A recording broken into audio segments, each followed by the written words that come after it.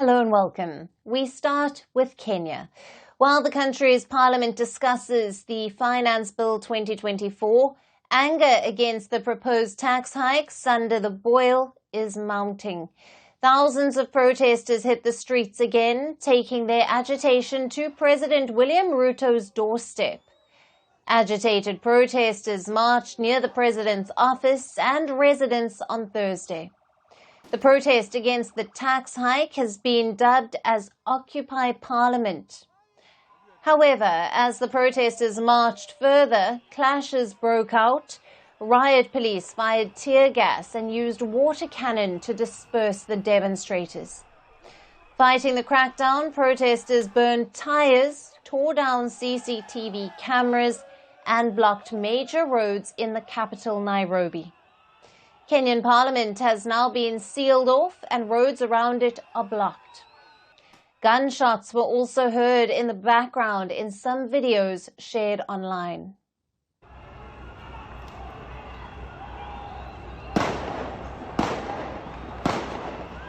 We are not going to sit at home so that they are going to pass another finance bill without our approval. We are going to add our voice to this, and we need them to understand that we are not okaying what they want to force on us. One death has been reported and at least 200 people have been injured in the latest demonstrations that took place across Kenya. Over 100 arrests have been made. Around 300 protesters were also arrested earlier this week. The protesters are objecting the proposed new tax hikes under the Finance Bill 2024, through which the government plans to raise around $2.7 billion. Amidst the massive public outcry, the government decided to scrap some of the proposed tax increases. These include a 16% levy on bread, the proposed taxes on motor vehicles, vegetable oil, money transfers, as well as ecological tax on Kenyan products. However, these changes have failed to allay the fears of the people who are demanding the bill to be scrapped completely. Those out on the streets with these demands are mostly young Kenyans who have been protesting the Gen Z way. They have been using social media platforms like TikTok to coordinate the protests, provide real-time updates, and also to live stream the demonstrations and the clashes with police. Social media, I'm telling you, Ogopa Gen Z. Ogopa Gen Z. Can you see these guys? Like, Ogopa Gen Z. Twitter, TikTok, Instagram, everywhere online. Nobody came and paid. Nobody. We just came because we're passionate about this cause and we want to reject that bill. Right now, we're not paying taxes, but we're fighting for our future. So we're young now, but that's what we need. We need young people to fight for our future rights, our future Kenya, and to just overthrow this silly government, man. We're tired. We're tired. Now, the finance bill is supposed to be passed before the 30th of June. Some reports say the final vote is expected on the 27th of June. The bill is a part of the latest efforts by President William Ruto's administration to boost revenue and reduce external borrowing for Kenya. Last month, President Ruto defended the proposed taxes, saying the country must be self-sustaining. Kenya, which is an economic powerhouse in Africa, is also home to a large poor population. It is currently dealing with stubbornly high inflation and debt distress. Its GDP is also expected to slow to 5% this year from 5.6% in 2023. Through the new tax bill, it will face opposition, and it is likely to be passed as Ruto's alliance holds a majority in the parliament. Now, for more on this, we are being joined by Professor and political analyst Macharia Munene, who is joining us live from Nairobi, Kenya. Welcome to Firstpost. Thank you very much. Now, the demonstrations are continuing in Kenya against the tax hikes, and we are seeing young protesters using social media to coordinate and to live stream these protests. This is being called the Gen Z way. Talk to us about how using social media is impacting the protests. Thank you. this is a new phenomenon in the country, and the young people doing it, some people are referring to them as the Kibaki's children, because these are the people who went to school when President Kibaki was president, and he had said that all people should go to school, so they went to school and they learned. Now they're in their 20s, and they have become cyber savvy, they are well exposed, and then there is a limit as to what they can do. They are using the technology in a very effective way, more than what many people could have imagined. Although there were signs that things were not very good, few people expected it to go this way, whereby it's snowballing in such a way that it's very difficult for the government to contain it, even if it wanted to.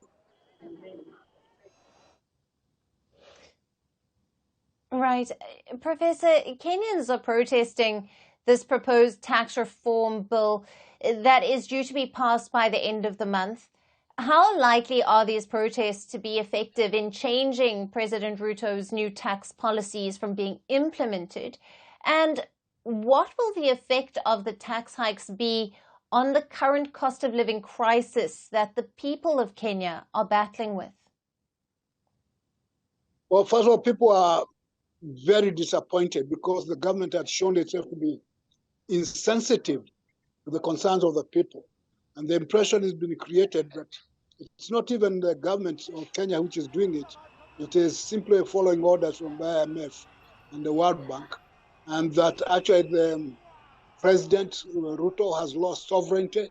He's not protecting Kenya's interests, but doing what other people want. Now, the law itself, the budget is likely to be passed anyway because the parliament is a rubber stamp parliament. It has no independence. It's full of cowards. And that's what the young people are saying. You people are cowards. You should stand up for what is right.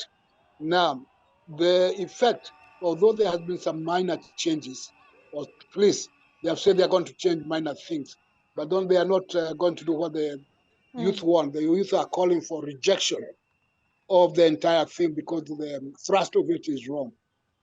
Since it will be passed, it is going to affect everyday life in the sense that cost of living is going to shoot up. Jobs are going to be lost because already some investors are pulling out because of the exorbitant taxation. Already things are closing down.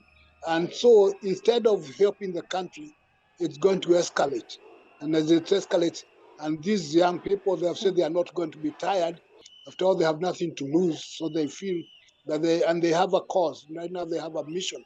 And the mission is to change the way things are done.